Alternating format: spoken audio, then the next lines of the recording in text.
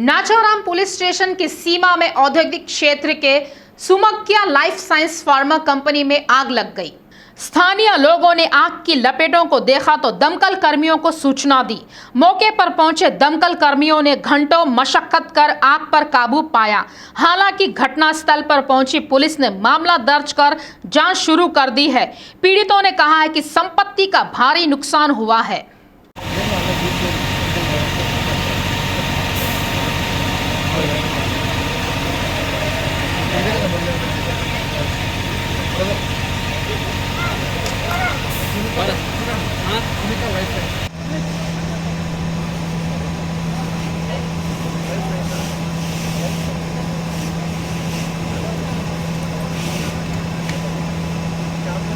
जमीन हड़पने वाले बेकाबू होते जा रहे हैं। एक और घटना रंगारेड्डी जिले में हुई।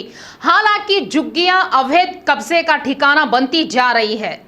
नकड़ता में कुछ ग्रामीणों ने जमीन को समतल कर दीवार बनाने का प्रयास किया, लेकिन ग्रामीणों ने उन्हें रोक लिया। थोड़ी देर में ग्रामीणों के बीच कहासुनी होने से तनाव की स्थिति पैदा हो गई।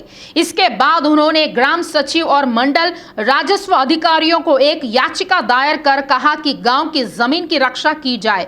कुछ देर बाद पुलिस मौके पर पहुंची और दोनों पक्षों को शांत कराया। पुलिस ने कहा कि सर्वे के बाद राजस्व अधिकारियों को पता चलेगा कि गांव भूमि है या पट्टा भूमि है। वहीं दूसरी ओर ग्रामीण जमीन को अतिक्रमणकारियों से बचाना चाहते हैं। मलकपेट में एक्सीडेंट हो गया। सड़क पर जीएचएमसी के कचरे से लदी लॉरी के चपेट में आने से मजदूर चंद्रैया की मौत हो गई। पुलिस ने मामला दर्ज कर जांच शुरू कर दी है। पुलिस ने पाया कि मृतक बड़गमपेट का रहने वाला था और वहां पिछले 30 साल से काम कर रहा था। लेकिन मृतक के परिजनों का आरोप है कि लॉरी को एक अन्य मजदूर चला रहा था, जिसके पास ड्राइविंग लाइसेंस नहीं था। मृतक के परिजनों ने न्याय की मांग को लेकर डीई कार्यालय में प्रदर्शन किया। पारिवारिक विवाद के चलते पत्नी की हत्या कर उसे आत्महत्या बताने की कोशिश करने वाले व्यक्ति को पुलिस ने गिरफ्तार कर लिया। प्रकाशम जिले के प्रवीण और प्रियंका रंगारेड्डी जिले के चिलकुल में मजदूरी काम करते थे। शराब का आदी प्रवीण अक्सर शराब के नशे में धुत होकर पत्नी से मारपीट करता था। प्रवीण ने इसी महीने की 12 तारीख को अपनी पत्नी प्रियंका द्वारा शराब पीने से रोकने पर गला घोंटकर हत्या कर दी। उसने घटना को आत्महत्या का अमली जामा पहनाने का प्रयास किया। उसने बताया कि साड़ी से फंदा लगाकर आत्महत्या कर ली। जब प्रवीण को हिरासत में लिया गया तो पुलिस ने अपने ही अंदाज में पूछताछ की तो उसने कबूल किया कि उसने गला घोंटकर उसकी हत्या कर दी है। पुलिस ने आरोपी को गिरफ्तार कर लिया। मेदक जिले के मक्ता भूपतिपुर में कुत्तों के हमले से 56 भेड़ और 5 बकरियां मारी गई। गांव के अकुला रमेश अपनी 70 भेड़ बकरियों को रोज जंगल में ले जाकर चराता था। बुधवार को रोज की तरह उसने बकरियों और भेड़ों को बस स्टैंड के बगल के शेड में बांध दिया। देर रात 10 से अधिक कुत्तों ने भेड़ बकरियों पर हमला कर उन्हें गंभीर रूप से घायल कर दिया। सुबह जब जमुना का मालिक खलिहान में आया तो उसने देखा कि भेड़ बकरियां मरी पड़ी थी। पीड़िता ने करीब 6 लाख रुपए के नुकसान पर दुख जताया है। उन्होंने सरकार से मदद की गुहार लगाई है। नाचाराम थाना क्षेत्र में चोरी करने वाले एक वृद्ध अपराधी को पुलिस ने गिरफ्तार कर लिया है।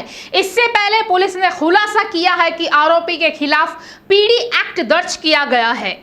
पुलिस ने कहा कि दिन दहाड़े अपार्टमेंट को निशाना बनाने वाले चोरों में शामिल था। उन्होंने कहा है कि सीसी कैमरे के आधार पर आरोपी की पहचान की गई और उसे हिरासत में ले लिया गया। उन्होंने कहा है कि तेलंगाना और आंध्र प्रदेश में आरोपी के खिलाफ 100 से अधिक मामले दर्ज है। आरोपी के पास से सोना, चांदी, कार और बाइक जब्त की गई है। क्रिकेट सट्टे पर पुलिस ने कितने कदम उठाए हैं, यह दिन ब दिन सामने आ रहा है। हैदराबाद टास्क फोर्स पुलिस ने एक और ऑनलाइन क्रिकेट सट्टेबाजी गिरोह का भांडाफोड़ किया है। गोलकुंडा पुलिस ने स्टेशन सीमा में पुलिस ने क्रिकेट सट्टा लगाने वाले एक गिरोह को गिरफ्तार किया है।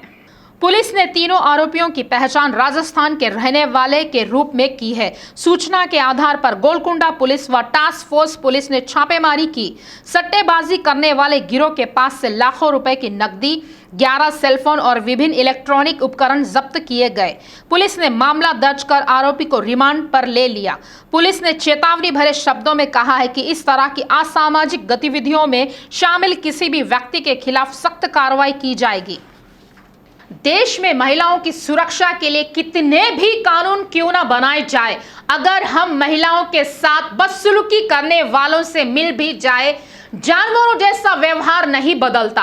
कानून और एनकाउंटर जैसी घटनाओं का भी उन पर असर नहीं हो रहा है। वे बालिकाओं और महिलाओं के प्रति विवेक को भूलकर दुष्कर्म कर रहे हैं। आए दिन देश में कहीं न कहीं इस तरह की घटनाएं हो रही है। हाल ही में तेलंगाना राजधानी हैदराबाद में लड़की के साथ सामूहिक दुष्कर्म किया गया है। हैदराबाद के पुराने शहर में गैंगरेप की घटना से हड़कंप मच गया। चंचलगुड़ा की 13 साल की लड़की को उसी इलाके के युवकों ने अगवा कर कार में बिठा लिया। उन्होंने उसे बरगलाया और नामपल्ली में ओयो होटल के कमरे में ले गए और उसके साथ सामूहिक बलात्कार किया। ओयो के कमरे में 2 दिन तक बदमाशों ने युवती के साथ दुष्कर्म किया। लड़की को नशीला पदार्थ दिया गया। 2 दिनों के बाद लड़की को ओयो के कमरे में छोड़कर फरार हो गए। ओयू रूम में स्टाफ ने लड़की को लाचार अवस्था में देखा और उसके माता पिता को जानकारी दी। लड़की ने अपने माता पिता को इसके बारे में बताया और फूट फूट कर रोने लगी। बाद में डबीरपुरा पुलिस स्टेशन में शिकायत दर्ज कराई। लड़की की शिकायत के मुताबिक दोनों आरोपियों को पुलिस स्टेशन भेजा गया। गौरतलब है कि दोनों आरोपी पीड़िता के परिचित है। इसी महीने की 12 तारीख को लड़की रात 8 बजे घर से निकली थी। लड़की की मां ने कहा कि उसके सीने में दर्द हो रहा है। इस पर उसे मेडिसिन लाने भेजा। जब वहां नहीं लौटी तो हमने अगले दिन तड़के 3 बजे डबीरपुरा पुलिस में शिकायत दर्ज कराई। लड़की पहले से चल फिर नहीं पा रही थी। हाथ में इंजेक्शन के निशान है। हमारी बेटी को भरोसा केंद्र भेजा गया। बच्ची की मां ने सरकार से उन्हें न्याय दिलाने की मांग की है। कहाँ रहते हैं पता नहीं, कैसे दिखते हैं इसके बारे में भी पता नहीं, उनका कोई निशान नहीं। लेकिन पीड़ित इस बात से चिंतित है कि वे क्या करें। बिना आंख से देखे और पुलिस की गिरफ्त में आए उनके अपराध थमने का नाम नहीं ले रहे हैं। इसके बारे में जानकारी नहीं मिलती है कि वह किस तरह व्यक्तिगत विवरण प्राप्त करते हैं। सोशल मीडिया पर मौजूदा जानकारी के आधार पर फोटो मार्फिंग कर धमकी दी जा रही है। हर कोई सोशल मीडिया का खूब इस्तेमाल कर रहा है। हालांकि कई लोग सोशल मीडिया पर दिन रात लगे रहते हैं। इसी बात को ध्यान में रखकर साइबर क्राइम करने वाले सोशल मीडिया पर हम जो पोस्ट और कहानियां डालते हैं वे उनके लिए हथियार बन रही है। तस्वीरें और वीडियो एकत्र और मार्फ किए जाते हैं। वे इच्छा पूरी करने और पैसे देने की मांग कर रहे हैं। ऐसा नहीं करने पर माफ्ड चीजों को इंटरनेट पर अपलोड करने की धमकी दे रहे हैं। ऐसा ही एक वाकया हैदराबाद में हुआ। हैदराबाद साइबर क्राइम पुलिस ने सोशल मीडिया पर न्यूड फोटोज को ब्लैकमेल करने वाले एक शख्स को गिरफ्तार किया है। पीड़ित अधिवक्ता के रूप में कार्य कर रहे हैं। आरोपियों ने इंस्टाग्राम के जरिए तस्वीरें ली और उन्हें न्यूड फोटो में बदल दिया। उनके जरिए ब्लैकमेल करने लगा। फोटो को सोशल मीडिया पर अपलोड करने की धमकी दी। ना जाने क्या करे। पीड़ितों ने हैदराबाद साइबर क्राइम पुलिस में शिकायत दर्ज कराई। शिकायत के आधार पर पुलिस ने मामला दर्ज कर जांच शुरू कर दी है और आईसी एड्रेस के आधार पर आरोपी को गिरफ्तार कर लिया है। ब्लैकमेल करने वाले शख्स की पहचान दिलसुख नगर के अशोक के रूप में हुई है। उसे हिरासत में ले लिया गया और गिरफ्तार कर लिया गया है। पहले दौर में 100 लोगों में 1 या 2 लोग ड्रग्स का इस्तेमाल करते थे, लेकिन आज के दौर में ड्रग्स का इस्तेमाल फैशन बन गया है। 10 लोगों में से कम 1 व्यक्ति नशे का आदी है। नशीली चीजों का इस्तेमाल करने वालों की संख्या बढ़ रही है। इस पर रोक लगाने हेतु सरकार सख्त कदम उठा रही है। असामाजिक तत्व कुछ क्षेत्रों में हलचल मचा रहे हैं।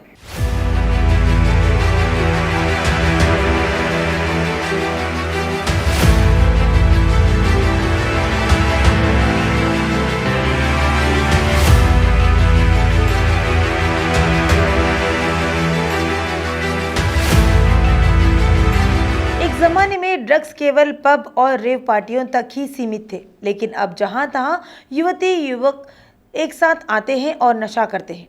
नशीली चीज़ों का इस्तेमाल बढ़ने से Hyderabad narcotics enforcement department drug supply करने वालों की कड़ी तोड़ने में जुट गई है। 6 महीनों पहले HNU अभियान के दौरान पकड़े गए आरोपियों के माध्यम से कड़ी को तोड़ने के साथ संबंधों की जांच की जा रही है।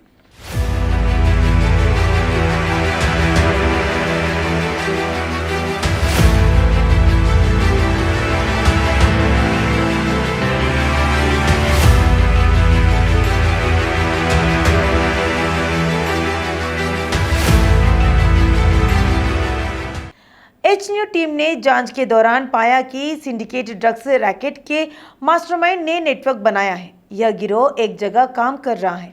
पुलिस द्वारा दी गई जानकारी के मुताबिक बार व रेस्टोरेंट के दलालों, इवेंट मैनेजरों और डीजे का इस्तेमाल कर ड्रग्स की बिक्री की जा रही है, जबकि ऑर्गेनाइजर डिनर और मनोरंजन कार्यक्रम आयोजित करते हैं।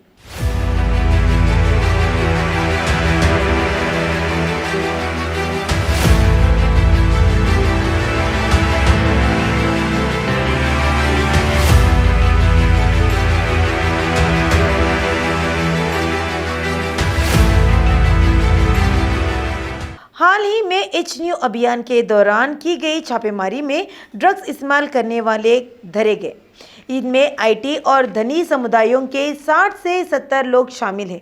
ये सभी शहर के प्रसिद्ध स्टार होटलों और पबों में आयोजित समारोह के माध्यम से LSD बॉट्स या बट्स और कोकीन के आदी थे। पुलिस की छापेमारी और गिरफ्तारी के चलते ड्रग माफिया अपना अड्डा बदल रहे हैं।